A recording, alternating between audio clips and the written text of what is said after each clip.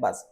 तो यहाँ पे दोस्तों हम बात कर रहे हैं अब सरफेस इंटीग्रेशंस के बारे में। अब सरफेस इंटीग्रल होता क्या है, तो पहले तो मैं इसको बताता हूँ कि दोस्तों आपके पास जो सरफेस इंटीग्रल होता है ना, वो होता क्या है। अब आप इसको समझो कि ये मेरे पास सपोज करो दोस्तों आपके पास कोई एक सरफेस है ना, ये हमारे पास दोस्तों कोई सरफेस है, कोई भी सरफेस यहाँ पे ये हो सकता है। ये मेरे पास क्या है दोस्तों, आपका एक सरफेस है ना।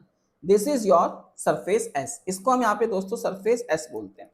और इस पे क्या है दोस्तों, यहाँ पर एक इस तरीके का वेक्टर है। ये हमारे पास दोस्तों आपका एक वेक्टर एफ है। This is your vector F, जो कि हमारा फंक्शन है किसका, एक्स वाई जेड का। ठीक है, अब मेरे को क्या करना है कि ये जो वेक्टर एफ है, मेरे को यहाँ पे इसका सरफेस इंटीग्रल निकालना है। तो मैं क्या करूंगा दोस्तों, मैं यहाँ पे एक छोटा सा सरफेस क्लोज कर लेता हूँ कि ये मेरे पास दोस्तों एक छोटा सा सरफेस है ना।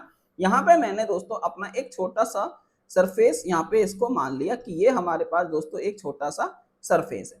ये जो हमारे पास छोटा सा सरफेस है, इसको हम बोलते हैं दोस्तों आपका ds। अब आपको पता है कि अगर सरफेस है तो उस पे एक यूनिट नॉर्मल वेक्टर भी होगा।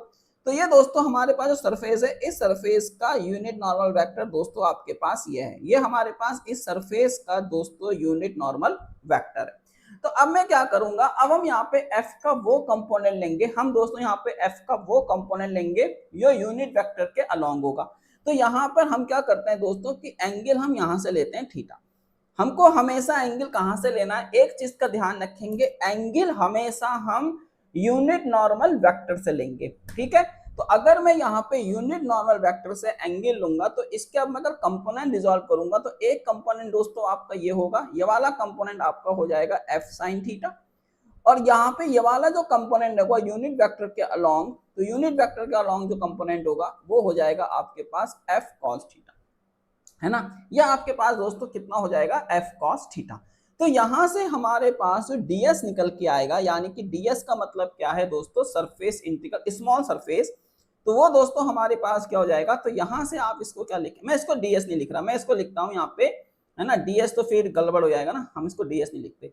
ये हमारे सरफेस इंटीग्रल है, तो मैं इसको लिखता हूँ dls, है ना, dls। ये dls है यानी कि सरफेस इंटीग्रल। ठीक है, तो dls हो जाएगा। और यहाँ पे हम इसको क्या लिखेंगे दोस्तों, आपका f, ये दोस्तों हमारे पास क्या होगा, आपका f cos थीटा, क्योंकि ये f cos थीटा और ये किस पे है दोस्तों, ds पे। तो यहाँ पे हो जाएगा दोस्तों आपका ds। ठीक है, ये हमारे पास कुछ इस तरीके से यहाँ पे हो रहा है। तो ये हमारे पास दोस्तों क्या निकल के आया, आपका स्मॉल सरफेस निकल के आया। लेकिन अगर मैं इसको थोड़ा सा दोस्तों देखो चालाकी कर रहा हूँ, मैं एक हल्की सी चालाकी यहाँ पे कर रहा हूँ। मैं इस f cos थीटा को, क्या मैं इसको ऐसे करके लिख सकता हूँ, क्या मैं इसको दोस्तों ऐसे करके लिख सकता हूं क्या भाई, क्या मैं इसको ऐसे, अरे यार मुझे एक बात बताओ, ये जो तुम्हारे पास vector f dot N cap है, क्या मैं इसको ऐसे करके लिख सकता हूं, मॉड f, ये हो जाएगा दोस्तों आपका cos थीटा। यूनिट वेक्टर का मॉड तो हमेशा 1 ही होता है। तो यहां से दोस्तों आपके पास vector f dot N cap is equal to कितना आ जाएगा, f cos थीटा आ जाएगा। ठीक है, ये बात समझ में आती है। तो ये दोस्तों तुम्हारा हमेशा f cos थीटा होगा, तो इसलिए मैंने इसको यहाँ पे ऐसे लिखा। और अगर मैं यहाँ पे इसको इंटीग्रेट कर दूं, तो ये मैंने दोस्तों इसको इंटीग्रेट करा, तो यहाँ से मेरे को क्या मिला, I S is equal to, ये हमको क्या मिल जाएगा दोस्तों आपके पास f डॉट एन और इनटू में दोस्तों आपको ds मिल जाएगा। लेकिन एक चीज आप यहाँ पे ध्यान दें कि ये जो मेरे पास सरफेस इंटीग्रल है ना दोस्तों, ये जो मेरे पास यहाँ पे सरफेस इंटीग्रल है, ये आपका क्या बोलते हैं, ये नॉर्मलाइज नहीं है। ठीक है, इसको दोस्तों हमको क्या करना है, यहाँ पे नॉर्मलाइज करना है। तो अगर मैं यहाँ पे इसको क्या करना चाहता हूँ दोस्तों, नॉर्मलाइज करना चाहता हूँ, तो इसको नॉर्मलाइज करने के लिए, है ना, हम क्या करते हैं दोस्तों, यहाँ पे आपका जैसे आपने क्वांटम मैकेनिक्स में पढ़ा होगा, क्वांटम मैकेनिक्स में हम क्या पढ़ते हैं कि जो हमारा स्क्वायर इंटीग्रेबल होता है दोस्तों, वो आपका नॉर्मलाइज होता है। हमेशा हम अपने इंटीग्रल को दोस्तों नॉर्मलाइज करते हैं, है ना। तो यहाँ पर मैं अपने इस इंटीग्रेशन को दोस्तों क्या करना चाहता हूँ, नॉर्मलाइज करना चाहता हूँ। तो इसके लिए मैं क्या करूंगा दोस्तों, ये जो हमारे पास डिवाइडेड बाई ये जो आपका एन कैप दोस्तों, ये होगा हमारे पास डॉट के। अब यहाँ पे ये दोस्तों आपको कुछ भी हो सकता है, ये एन कैप के साथ आप इसमें आई कैप भी ले सकते हो, आप इसमें जे कैप भी ले सकते हो और आप इसमें जेड कैप भी ले सकते हो। अब मैं वो आपको बताता हूँ वो लेना कैसे है। तो फिलहाल के लिए आप इसको यहाँ पे नहीं करेंगे, क्योंकि मेरे को नहीं पता कि यहाँ पे क्या आएगा, इसको मैं नेक्स्ट पेज में आपको बताऊंगा। तो इसको हम बोलते हैं दोस्तों आपका प्रोजेक्शन। ये दोस्तों आपका क्या होता है, प्रोजेक्शन होता है। मान लीजिए दोस्तों ये तो मेरे पास 2D में है। जैसे आपसे बोला कि तुम्हारे पास सर्कल है, सर्कल का सरफेस एरिया निकालो, तो वो तो 2D में है ना। लेकिन कभी कभी क्या होता है ना कि हमको स्फीयर दे देते हैं, कभी कभी हमको सिलेंडर दे देते हैं, कभी कभी हमको कोन दे देते हैं। तो हमको क्या करना है कि वो जो हमारे पास 3D ऑब्जेक्ट है, मेरे को उसको 2D ऑब्जेक्ट बनाना है ना। समझ में नहीं आ रही बात? देखो समझो, अगर मेरे पास सर्कल है कोई दिक्कत नहीं है, मेरे पास डिस्क है कोई दिक्कत नहीं है, मेरे पास सपोज करो कोई ट्राइंगल है कोई दिक्कत नहीं है, तो जब तक मेरे पास 2D शेप है मेरे को कोई प्रॉब्लम नहीं है। लेकिन जैसे मान लीजिए मुझसे बोला गया कि calculate the surface integral sphere, sphere का मतलब कि आप स्फेयर का सरफेस इंटीग्रल निकालो, या आपसे बोला गया कि आपके पास सिलेंडर है उसका सरफेस इंटीग्रल निकालो, या आपसे बोला गया कि आपके पास कोन है उसका सरफेस इंटीग्रल निकालो। अब ये जो ऑब्जेक्ट है ना दोस्तों, ये आपके 3D ऑब्जेक्ट है। तो अब आप अपने 3D ऑब्जेक्ट को किस में कन्वर्ट करोगे? 2D ऑब्जेक्ट में कन्वर्ट करोगे। तो ये जो तुम कन्वर्जन कर रहे हो ना 3D से 2D, इसी के लिए दोस्तों हमको नॉर्मलाइजेशन चाहिए कि मैं अपने, अब आप एक चीज बताओ मेरे को, अगर आपके पास सिलेंडर है तो आपका सिलेंडर का जो प्रोजेक्शन होगा वो आपको कैसा मिलेगा? वो आपको सर्कुलर जैसा कुछ दिखाई देगा। अगर आपके पास ये दोस्तों सिलेंडर है और इस सिलेंडर के ऊपर अगर आप रोशनी डाल रहे हो तो इसका जो शैडो मिलेगा दोस्तों नीचे की तरफ, वो आपको सर्कल मिलेगा। बात समझ में आ रही है? और अगर आप रोशनी यहां से डाल रहे हो, सपोज करो ये आपका सिलेंडर है और अगर आपने रोशनी यहां से डाली तो यहाँ पे जो आपको इमेज मिलेगी वो कैसी मिलेगी दोस्तों? आपको रेक्टेंगल मिलेगी। तो 2D मिल गई ना। तो ये डिपेंड करता है कि आपकी रोशनी कहां से आ रही है। ठीक है, तो इस चीज को थोड़ा सा अपने दिमाग में रखना, क्योंकि ये बहुत ही मतलब कॉन्सेप्ट बेस है। तो यहाँ पे दोस्तों हम बात करेंगे कि हमको प्रोजेक्शन कैसे लेना है। ठीक है, तो ये हमारे पास क्या होगा दोस्तों? आपका प्रोजेक्शन। तो यहाँ पे हम बात करते हैं दोस्तों किसके बारे में? प्रोजेक्शंस के बारे में, कि जो हमारे पास प्रोजेक्शन होगा। देखो थोड़ा सा इसमें मैं ये चीज ऐड कर रहा हूँ। अब ये प्रोजेक्शन का मतलब क्या है कि प्रोजेक्शन का मतलब होता है कि हम 3D को कन्वर्ट कर रहे हैं किसमें दोस्तों? 2D में। अब जो जो आपका प्रोजेक्शन हो सकता है, प्रोजेक्शन आप किस किस में ले सकते हो दोस्तों? हम यहाँ पे प्रोजेक्शन ले सकते हैं XY प्लेन में। भाई तुम्हारा XY प्लेन में आप प्रोजेक्शन ले सकते हो। आप दोस्तों प्रोजेक्शन ले सकते हो किसमें? YZ प्लेन में। आप प्रोजेक्शन ले सकते हो दोस्तों किसमें? YZ प्लेन में। फिर दोस्तों आप यहाँ पे प्रोजेक्शन ले सकते हो किसमें? आपका ZX प्लेन में। ये आप यहाँ पे अपने प्रोजेक्शन ले सकते हो। जैसे मैंने आपसे क्या बोला कि मेरे पास दोस्तों सपोज करो ये सिलेंडर है, ये आपका सिलेंडर है, सिलेंडर आपका Z एक्सिस पे रखा है। ये देखो ये मेरा सिलेंडर है, सिलेंडर आपका Z एक्सिस पर है। अगर मैं ऊपर से रोशनी डालता हूं तो मेरे को जो प्रोजेक्शन मिलेगा वो कहाँ मिल रहा है? XY प्लेन में। भाई अगर ये तुम्हारी Z है तो ये तुम्हारा XY होगा ना, तो तुमको कहाँ मिला प्रोजेक्शन? XY प्लेन में। बस ये चीज आपको यहाँ पे दोस्तों ध्यान रखना है। अब ये जो हमारे पास XY प्लेन है दोस्तों, ये जो हमारे पास XY प्लेन है, ये हमारे पास YZ प्लेन है, और ये दोस्तों हमारे पास ZX प्लेन है। तो यहाँ पे जो आपके पास, ये जो आपके पास F डॉट, ये जो हमारे पास N, और ये जो हमारे पास दोस्तों DS होता है ना। अब मैं इसको लिखता कैसे हूं? यहाँ पे आप देखना, इसको लिखने का तरीका क्या हो जाएगा दोस्तों। तो ये जो तुम्हारा F, अब ये सरफेस इंटीग्रल है, दिस इज सरफेस इंटीग्रल। तो ये जो तुम्हारा सरफेस इंटीग्रल होगा ये होगा दोस्तों तुम्हारा F डॉट। अब ये तो एन कैप ऐसी रहेगा। अब ये जो मेरा ds है दोस्तों, ये आपने XY प्लेन में लिया है, तो dx मेरा हो जाएगा dx, ये हो जाएगा dy, और डिवाइडेड बाई, अब यहाँ पे आप देखोगे एन कैप, ये होगा दोस्तों तुम्हारा एन कैप। यहाँ पे दोस्तों तुम्हारा क्या होगा? N cap. अब अगर आपने प्रोजेक्शन किस में लिया है दोस्तों, यहाँ पे देखो आपका सिलेंडर किस पे रखा है? आपका सिलेंडर Z एक्सिस पर है। प्रोजेक्शन दोस्तों आप Y एक्सिस पे उस पे ले रहे हो, XY प्लेन पे। तो XY प्लेन का यूनिट नॉर्मल वेक्टर किधर की तरफ होगा? अब मुझे बताओ, वो k कैप डायरेक्शन में होगा। तो ये दोस्तों आपका होगा k कैप डायरेक्शन में। तो बात समझ में आ गई? इसको आप इस तरीके से करोगे। सिमिलर दोस्तों यहाँ पे आपके पास है F डॉट एन कैप, ये दोस्तों आपके पास क्या है? ds। तो यहाँ पे आपको जो सरफेस इंटीग्रल मिलेगा ये होगा आपके पास F डॉट एन कैप। यहाँ पे दोस्तों आपका क्या है? YZ plane. तो ये हो जाएगा आपके पास dy dz डिवाइडेड बाय दोस्तों एन कैप डॉट, यहाँ पे क्या है आपका YZ। तो YZ में आपको क्या मिलेगा दोस्तों? I। तो ये दोस्तों आपको I मिल गया। इसी तरीके से दोस्तों ये हमारे पास है C, मतलब ये सरफेस इंटीग्रल, ये आपके पास है F डॉट एन। यहाँ से दोस्तों आपको क्या लेगा? dz। ये आपके पास होगा दोस्तों इस तरीके से, ये है हमारे पास F डॉट एन कैप। यहाँ पर आप कहाँ पे इंटीग्रेट कर रहे हो उसको? dz dx पे, और डिवाइडेड बाय दोस्तों N cap dot J cap. ठीक है, ये रहा बस। इतना दोस्तों अगर आपने कर लिया, आपका सरफेस इंटीग्रल यहाँ पे खत्म। अब देखो दोस्तों, मैं यहाँ पे ना कुछ इंपॉर्टेंट बात आप लोगों को बताना चाहता हूँ, तो यहाँ पे कुछ चीज नोट कर लीजिए, है ना, है ना। यहाँ पे दोस्तों आप लोग कुछ चीज नोट कर, अरे देखो एफ डॉट एन कैप नहीं पता आपको, है ना। देखो यहाँ पे एफ डॉट एन कैप क्या होता है भाई, एफ डॉट एन, भाई ये जो एन है ये तो आपका सरफेस का परपेंडिकुलर वेक्टर है ना। एन कैप क्या है दोस्तों, एन कैप क्या है आपका, परपेंडिकुलर टू द सरफेस। तो इसको दोस्तों आप ऐसे करके नहीं लिख सकते क्या भाई, एफ का मैग्नीट्यूड, डॉट प्रोडक्ट लगा दो, एन का मैग्नीट्यूड, और दोस्तों ये हो जाता है आपका कॉस थीटा, है ना। फिर यहाँ पे, अरे यार ये एन कैप के कैप कैसे हुआ, या मुझे एक बात बताओ, आप एक्स वाई प्लेन में हो, आप एक्स वाई प्लेन में हो, आप एक्स वाई प्लेन, आप ये आप जेड एक्स प्लेन में हो, ठीक है। ये सपोज करो ये आपका क्या है, ये आपका दोस्तों सिलेंडर रखा हुआ है, ये सिलेंडर है, ये तुम्हारी जेड एक्सिस है, ये तुम्हारी जेड एक्सिस है, तो यहाँ पे तुम्हारी एक्स वाई प्लेन होगा ना। आप मुझे एक चीज बताओ, ये तुम्हारा सपोज करो दोस्तों सिलेंडर है, मैं कह रहा हूँ कि ये तुम्हारा सिलेंडर है, सपोज करो ये तुम्हारा सिलेंडर है, ये तुम्हारा सिलेंडर है इस तरीके से, ठीक है।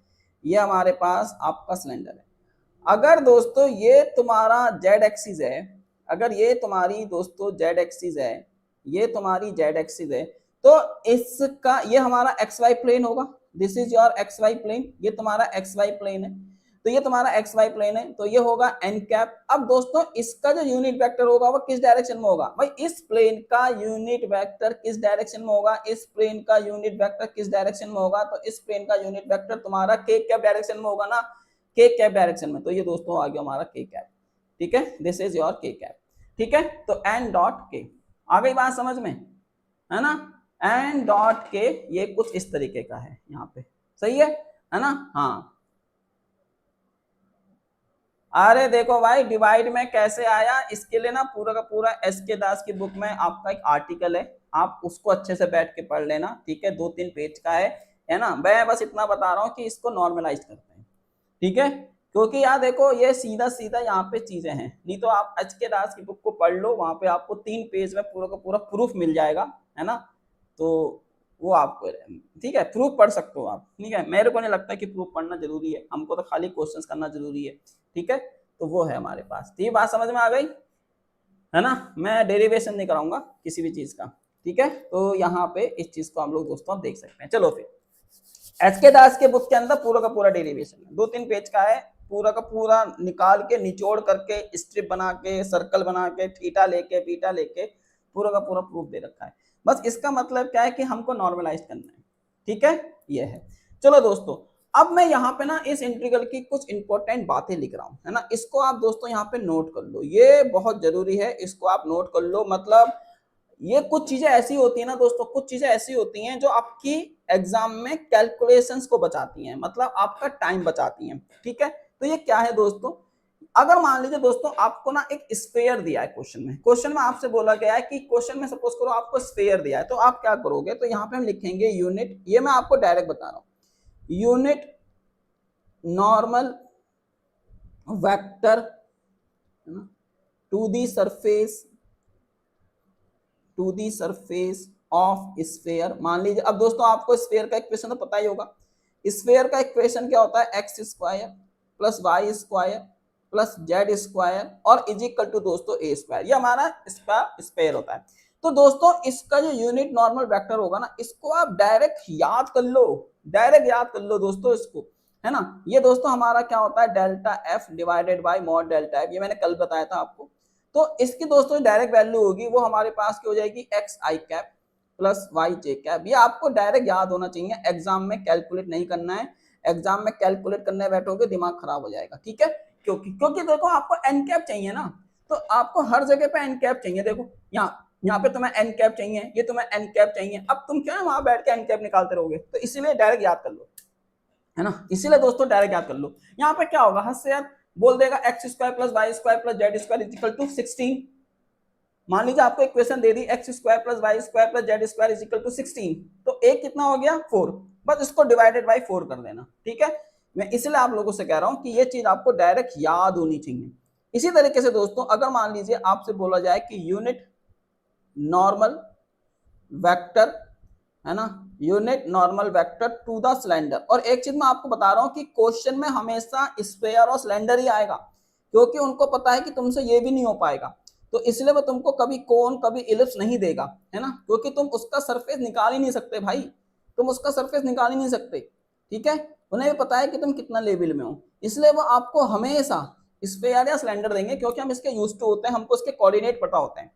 तो ये तुम्हारा क्या है दोस्तों, आपका X square plus Y square is equal to A square, ये तुम्हें बेस की इक्वेशन दे रखी है।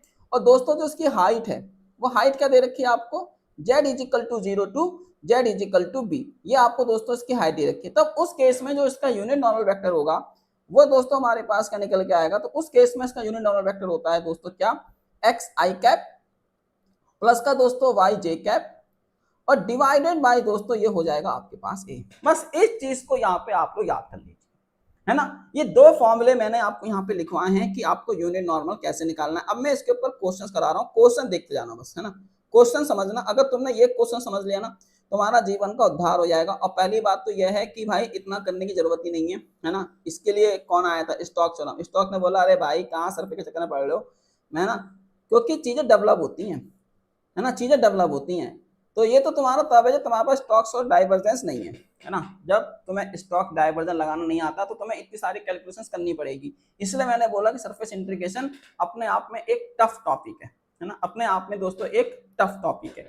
तो यहाँ पे दोस्तों चलो अब क्वेश्चंस करते हैं। क्वेश्चंस क्या है हमारे पास, क्वेश्चन क्या है दोस्तों हमारे पास, तो क्वेश्चन लिख देता हूँ एफ इज इक्वल टू, ये वेक्टर एफ आपको दिया गया है, ये हमारे पास क्या है जेड आई कैप प्लस का दोस्तों ये आपको दिया गया है एक्स जे कैप और माइनस के दोस्तों ये हमारे पास है 3y स्क्वायर, ये आपके पास है z और ये हमारे पास क्या है दोस्तों k कैप।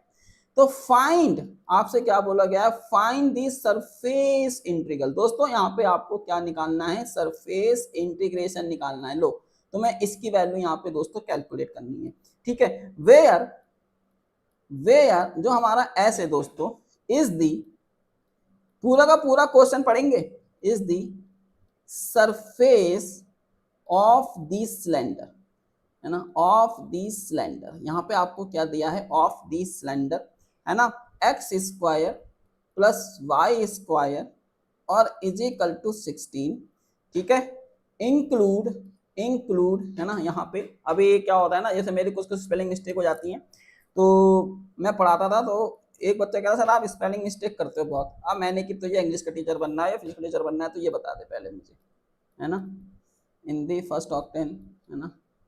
तो यहाँ पे मतलब मेरी स्पेलिंग गलत नजर आ रही है, और जब सोना बाबू से बात करते हो जब वो बोलता थाना थाया तो मैं वो समझ में आ जाता है मतलब ये क्या, ये तो हिपोक्रेसी हो गई ना, ठीक है। तुम उसकी तोतली आवाज समझ जाते हो, हैं, तुम उसकी तोतली आवाज समझ जाते हो, तुम यहाँ पे ये नहीं समझ पा रहे हो, हैं, कोई बात नहीं, सही है, ऐसे होते हैं सोना बाबू। तो यहाँ पे दोस्तों हमारे पास क्या है कि ये आपके पास वेक्टर दे रखा है F is equal to x I cap plus K J X J cap और minus K 3y square Z के कैप, ठीक है। ये आपको दोस्तों यहाँ पे दिया हुआ है और आपको यहाँ पे इसका सरफेस इंटीग्रल निकालना है, where S is the surface of the cylinder. तो जहाँ पे दोस्तों आपको शेप दी गई है वो आपके पास एक सिलेंडर है जिसका जो आपका बेस है वो हमारे पास क्या है, X square plus Y square is equal to 16 और दोस्तों यहाँ पे आपको क्या दे रखा है, उसकी जो हाइट है वो हमारे पास है ना, z is equal to 0 to z is equal to 5 और हमको ये जो इंटीग्रेशन कैलकुलेट करना है ये हमको बताना है दोस्तों आपका फर्स्ट ऑक्टेन में, कि फर्स्ट ऑक्टेन में दोस्तों हमको ये चीज यहाँ पे सॉल्व करनी है, ठीक है। तो चलिए फिर देखते हैं क्वेश्चन हमारा कैसे होगा। तो सबसे पहले दोस्तों मैंने क्या बताया था, सबसे पहला काम क्या है कि हमको यूनिट नॉर्मल वेक्टर दोस्तों कैलकुलेट करना है। हमको सबसे पहले क्या करना है, यूनिट नॉर्मल वेक्टर कैलकुलेट करना है। सबसे पहले दोस्तों हमको यहाँ पे यूनिट नॉर्मल वेक्टर कैलकुलेट करना है। तो अगर हमको यहाँ पे सिलेंडर दिया है तो उसके लिए यूनिट नॉर्मल वेक्टर क्या होगा, N cap is equal to x I cap plus y j cap divided by a, है ना। तो हमारी देखो कितनी कैलकुलेशन बच गई, हमारी कितनी कैलकुलेशन बच गई। तो इसका जो एन कैप निकल के आएगा दोस्तों वो हमारे पास हो जाएगा एक्स आई कैप प्लस का दोस्तों ये हो जाएगा वाई जे कैप और डिवाइडेड बाई दोस्तों यहाँ पे आ जाएगा 4, है ना, ये 4 हो जाएगा क्योंकि ए कितना होगा यहाँ पे, ए 4 हो गया ना भाई, स्क्वायर ए है ना, ए क्या है, रेडियस का स्क्वायर। तो यहाँ पे दोस्तों हमारे पास क्या आ गया, ये 4 आ गया। तो ये तो हमारे पास एन कैप की वैल्यू आ गई। अब दोस्तों मेरे को क्या निकालना है, यहाँ से एफ डॉट एन कैप निकालना है। तो ये वाला स्टेप भी मेरा पूरा हो जाएगा। तो अब दोस्तों अगर मैं यहाँ से एफ डॉट एन कैप निकालूं तो ये होगा जेड आई कैप प्लस के दोस्तों ये होगा हमारे पास एक्स जे कैप और माइनस के दोस्तों ये होगा 3y² जेड और ये होगा हमारे पास k कैप। अब अगर मैं यहाँ पे दोस्तों इसका डॉट निकालता हूं तो डॉट क्या होगा दोस्तों, तो डॉट होगा हमारे पास xi कैप प्लस का yj कैप और डिवाइडेड बाय दोस्तों ये हो जाएगा हमारे पास 4।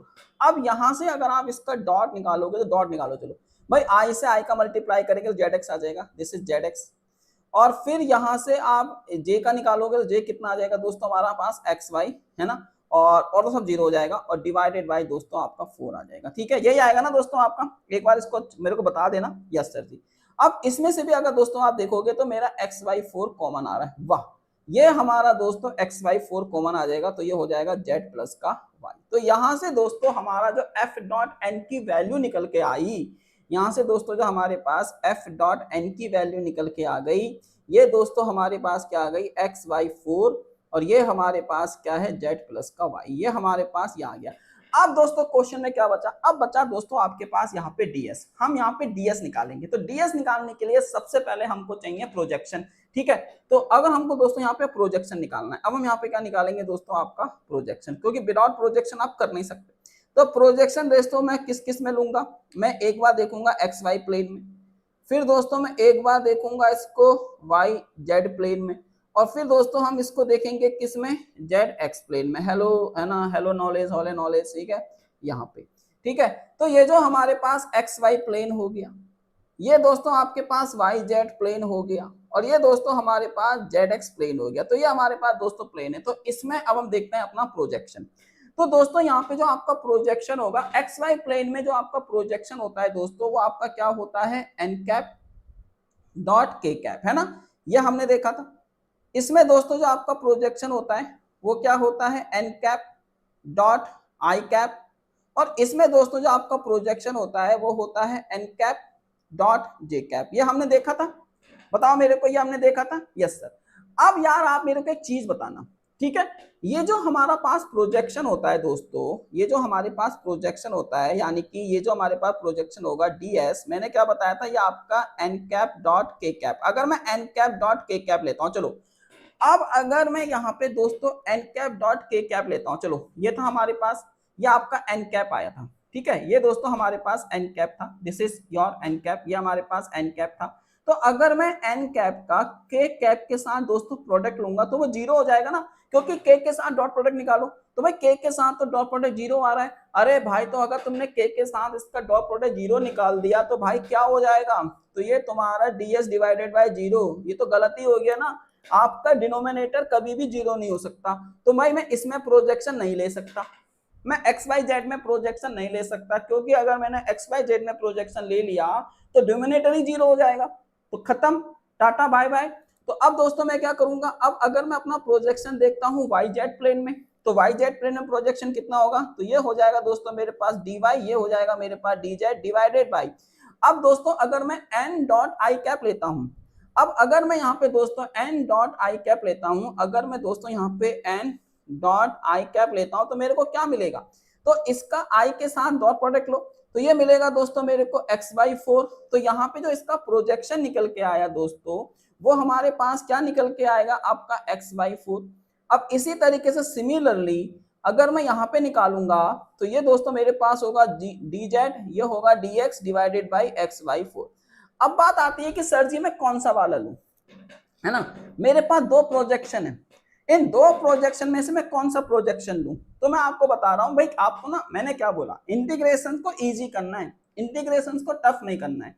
तो दोस्तों अगर मैं अपना, अब आप यहाँ पे क्वेश्चन देखो, तो क्वेश्चन में दोस्तों आप ऊपर देखोगे कि मेरे पास f डॉट n कैप में xy4 आ रहा है दोस्तों, यहाँ पे आपके पास xy4 आ रहा है, और सॉरी ये दोस्तों तुम्हारा yy4 होगा, है ना, यहाँ पे मैंने एक ब्लंडर कर दिया, ये तुम्हारा y आएगा, यहाँ पे दोस्तों तुम्हारा y आएगा, ये दोस्तों तुम्हारा y होगा। अब आप क्वेश्चन में देखो दोस्तों, तो क्वेश्चन में तुम्हारे पास यहाँ पे xy4 आ रहा है, तो अगर मैं इसको ले लेता हूं तो मेरा xy4 से xy4 कैंसिल हो जाएगा, है ना। तो मेरी जो बेस्ट चॉइस रहेगी दोस्तों वो ये रहेगी, ये मेरी बेस्ट चॉइस है। आप चाहो तो इससे कर सकते हो भाई, तुमको खतरों से खेलना है तो तुम खतरों से खेलो, मैं मना नहीं कर रहा। बहुत से लोगों को शौक होता है नहीं हम तो खतरों से खेलेंगे भाई, तो तुम खतरों से खेल सकते हो, इट्स योर चॉइस। लेकिन अगर मैं समझदार इंसान हूं तो मैं अपनी कैलकुलेशंस को इजी करने के लिए मैं अपना प्रोजेक्शन हमेशा इस डायरेक्शन में लूंगा, क्योंकि XY4 से XY4 कैंसिल हो जाएगा। ठीक है, तो यहाँ पे दोस्तों ये था। तो अब जो हमारे पास टोटल सिनेरियो निकल के आया तो वो हमारे पास हो गया है दोस्तों F डॉट एन कैप, और ये दोस्तों हमारे पास क्या होगा DS। यहाँ पे हम इसका सरफेस इंटीग्रल ले लेंगे, तो ये दोस्तों हमारे पास क्या हो जाएगा, तो ये अब आप देखो F डॉट एन कैप की वैल्यू क्या होगी। तो अभी मैं इसको देखता हूं, तो F डॉट एन कैप दोस्तों हमारे पास होगा y प्लस जेड। आज मैं आपको PDF दे दूंगा, मैंने कल रात बैठ के बना ली है ना, आज ग्रुप में सेंड कर दूंगा। ठीक है, यहाँ तुम्हारी PDF के चक्कर में ना कल रात बहुत जागना पड़ा है ना। यस, ठीक है, तो आप ds की वैल्यू देखो। तो दोस्तों ds की वैल्यू हमारे पास क्या थी, तो यहाँ पे आप ds देखोगे तो dy dz, ये हमारे पास क्या है दोस्तों, dy dz divided by x/4। तो तुम्हारा x/4 से x/4 कैंसिल हो गया, ये तुम्हारा क्या बचा दोस्तों y प्लस जेड, और ये दोस्तों तुम्हारा क्या है dy और dz।